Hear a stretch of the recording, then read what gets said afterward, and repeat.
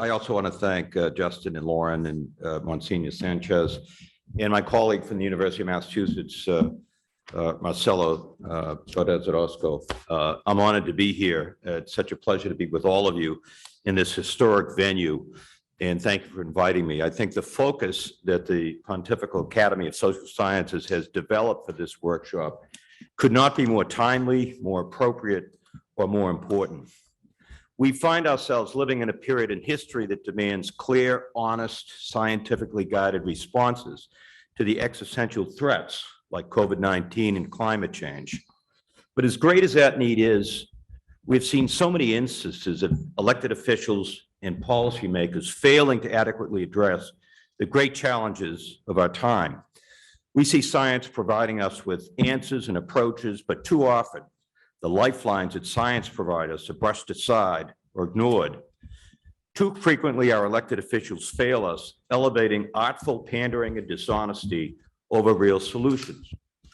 This is a matter of frustration for me because over the course of my professional life, I've had the honor to serve in the United States Congress, then become a university chancellor, and now the president of my alma mater, the University of Massachusetts. My story, by the way, says something about the transformative power of education as an example of America at its best, as the course of my life has taken, wouldn't have seemed preordained as I grew up in a large blue-collar family in the industrial city of Lowell, Massachusetts. These days, I wince when I see the work of eminent, dedicated scientists fall victim to gamesmanship, misrepresentation, and outright lies. This is particularly distressing for me as I loved serving in the United States Congress and I understood the immense opportunity and responsibility involved. During my 14 years in Congress, I got an opportunity to collaborate with the late Senator John McCain and other colleagues to change a corrupt system that allowed unlimited sums of money to be injected into our elections. We created a new playing field and allowed the voices of Americans to be heard. I enjoyed taking on the tobacco companies and shining a bright light on their unscrupulous efforts to induce generations of Americans and people around the world to become addicted to smoking. I was probably spurred by this effort by my own father's smoking addiction and the effect that tobacco had in ending his life sooner than it should have ended. I filed legislation to overturn the United States government's cynical don't ask, don't tell policy so that men and women could serve in the military in an open and honest fashion. It was my privilege to serve with public-spirited giants like the great John Lewis, who stunned me by greeting me like an old friend when I arrived in Washington. John insisted and proposed that we work together to better the lives of the people in his district in Georgia and mine in the Merrimack Valley in Massachusetts, and that we did. At the University of Massachusetts, I have worked to make sure that public higher education remains within the reach of citizens who have roots in Massachusetts and new immigrants who just arrived in the United States, and increasingly at UMass from people all across the world. I've worked to expand the university's research mission and have stressed the importance of placing science at the center of decision-making processes. In government and in higher education, I have been motivated by those who put duty and honor first and a desire to provide for others with the opportunities for the transformation that my life that I had enjoyed. I've tried to fight for what's right and be guided by Robert Kennedy's beliefs that the purpose of life is to contribute in a meaningful way to making things better in this world. Today, I believe it is more important than ever that we serve with honor and integrity and embrace policies and follow paths that we know to be in the public interest and to be fact-based. There is too much at stake to do otherwise. From our earliest days, we're told about the importance of truth. Our parents urge us to be truthful. In America, children are taught that the father of our nation, George Washington, could not tell a lie. The Bible tells us, you will know the truth will set you free. And the Prophet Muhammad urges us to, quote, speak the truth even when it is bitter. Nobel Peace Prize winner Desmond Tutu observes, this is a moral universe, and you've got to take into account of the fact that truth and lies, goodness and evil are things that really matter. In the preamble of America's founding document, The Declaration of Independence asserts the existence of essential truth. Truth is a fourth word that's used in the preamble. We hold these truths to be self-evident, Thomas Jefferson wrote. It is clear that human beings have never fully embraced the concept of telling the truth. The truth can be painful, inconvenient, embarrassing. But I would argue that we are now, what we see in the world is a new willingness to stand truth on its head and to wield the weapon of deception whenever it is convenient to do so. In her highly regarded book, Democracy and Truth, A Short History, Sophia Rosenfeld, a professor of history at the University of Pennsylvania, notes that the relationship between democracy and the truth has always been uneasy. But she also says that the truth crisis that we see today transcends all that has come before. Let me also say the name Donald Trump. In any discussion of the existence of a post-truth world and of a new willingness to embrace deceit as a modus operandi, our former president is a proverbial 800-pound gorilla. According to the Washington Post fact-checker team, Donald Trump spoke 30,573 untruths during his presidency, averaging 21 falsehoods a day. While Donald Trump's deception came in all shapes and sizes, he will be remembered for what is called the big lie, his assertion that the 2020 election was stolen. However large Donald Trump looms, this, he may be pained to hear, is not all about him. As Andrew Higgins noted earlier this year in the New York Times, lying as a political tool is hardly new, and the right does not have a monopoly on it when it comes to engaging in deception, even if some of my former Democratic colleagues may not see it that way. Glenn Kessler, who has led the Washington Post fact-checker team since 2011, says, quote, "Both political parties will manipulate the truth when they think it gives them a political advantage. Certainly other American presidents have lied. Lyndon Johnson spread so much disinformation about the Vietnam War that journalists invented a new term referring to Johnson's credibility gap.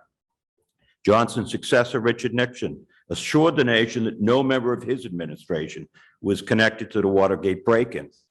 Dwight David Eisenhower signed off on a false statement after a U-2 spy plane was shot down over the Soviet Union in 1960.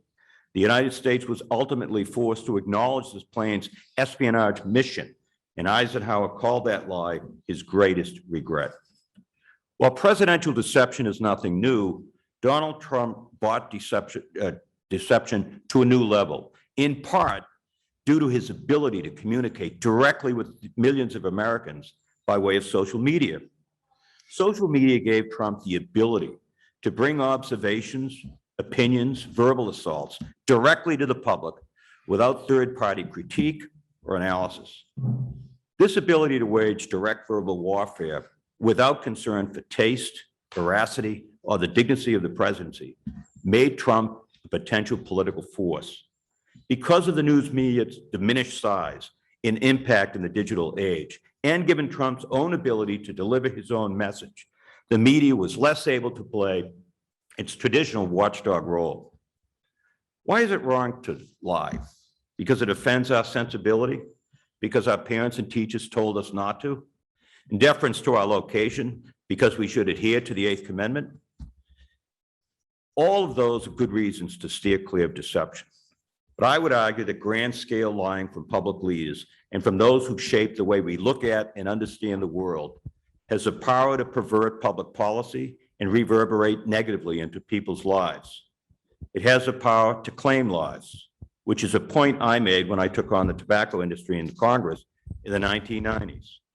I entered that fight because of the industry's grotesque tactics and practices.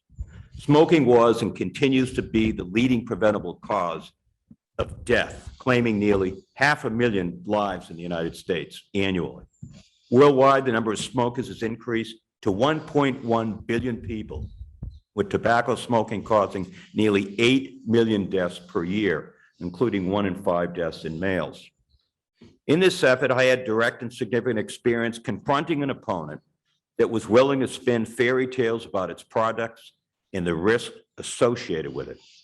The tobacco industry's deceptions were incredibly blatant, with 3 industry CEOs in 1994 telling Congress that they didn't believe nicotine to be addictive. In 1994, testimony was astounding because the companies at that time thoroughly understood the many health risks that tobacco and smoking posed. This testimony came 30 years after a memo from a lawyer at Browns and Williamson plainly stated, quote, "We are in the business of selling nicotine, an addictive drug," end quote. My point here is that it's hard to compete with an opponent that is willing to deny reality and creates a smokescreen of deception. A blatant willingness to lie really rigs the game. We did eventually score a major victory in 2006 when a federal judge imposed numerous sanctions on the tobacco industry. Even though we scored this win, it was undeniably the case that the tobacco industry disinformation campaign took a massive toll. It is clear that public understanding was muddied, regulation was delayed, and that many people got sick and died because of the industry's desperate and deceitful tactics. Some say the truth hurts, but lying kills. Of course, we know that the strategic use of deceit is not just an American problem or a new phenomenon. Adolf Hitler coined the term big lie in 1925. His rise to power was fueled by the many lies he told about the impact the Jews had on Germany. Hitler realized that the public, and I quote, more readily fall victims to the big lie than the small lie. We see deception and dishonesty in many areas, not just politics and government. While the anti-vaccine movement includes people who are driven by their earnestly held beliefs, it is also spawned by a multi-billion-dollar anti-vax industry that includes many who are not true believers, and they're strictly in it for the money. The Center for Counting Digital Hate recently identified what it called the Disinformation Dozen, a list of 12 people responsible for creating up to 70% of all the spurious anti-vaccine messaging on social media. The person who tops the list has woven deception into a $100 million empire. While the higher education sector is far from perfect, it is safe to say that every major university has pursuit of truth at its core. Universities are important places. They seek to transform lives and to transform the world. The most important discoveries of recent times, COVID vaccines, flow directly from university research. Research conducted at one of our UMass campuses helped to shape the success of one of the leading mRNA-based COVID vaccines. As we speak, universities around the world are working to head off environmental ruin. They are probing the distinct reaches of the universe and are seeking answers to difficult social and economic questions. As Pope Francis has said, educational institutions work to bring alive, quote, the true, the good, and the beautiful. All three go together. He added that education cannot be neutral. It is either positive or negative. It either enriches or impoverishes. Like the Holy Father, we all work on behalf of education that enriches and elevates students and our world. So how do we stand up for the truth? The problem is easy to see. Finding a solution or solutions is a greater challenge. But some ideas have emerged in recent years. In a Los Angeles Times column, David Lazarus notes that federal law outlaws unfair and deceptive practices. Why can't we hold our leaders to the same standards, he asks. The Pro-Truth Pledge was established in 2016 and encourages politicians and everyone else to commit to truth-oriented behaviors and protect facts and civility. In the United Kingdom, a private citizen, Marcus Ball, mounted an energetic campaign against Brexit advocates who, by most accounts, misrepresented the potential benefit of Britain leaving the European Union. Professional sanctions can also play a role. Several months ago, New York suspended Rudolph Giuliani's law license, contending that he made false and misleading statements about the 2020 election while serving as Donald Trump's personal lawyer. While we have operations like the Washington Post fact-checking team, the reality is that fewer and fewer media outlets are playing that traditional watchdog role, and we need to do something about that. Finally, we need leaders who will lead. Leaders who will have the moral fiber to police themselves and others, and who have the ability to fashion solutions for social and economic concerns that create fertile grounds for demagogues. Lies don't lie. They don't die with each passing news cycle. They shape behavior and action. Lies that people hear, people absorb and believe false information.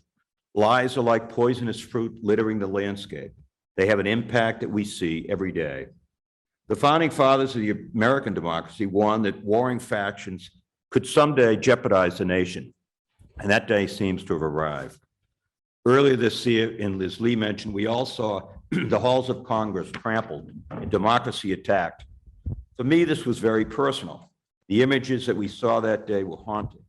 They were almost unimaginable. Without question, the outrageous actions we saw on that infamous day were triggered by people who are willing to weaponize deceit and to stand truth in its head.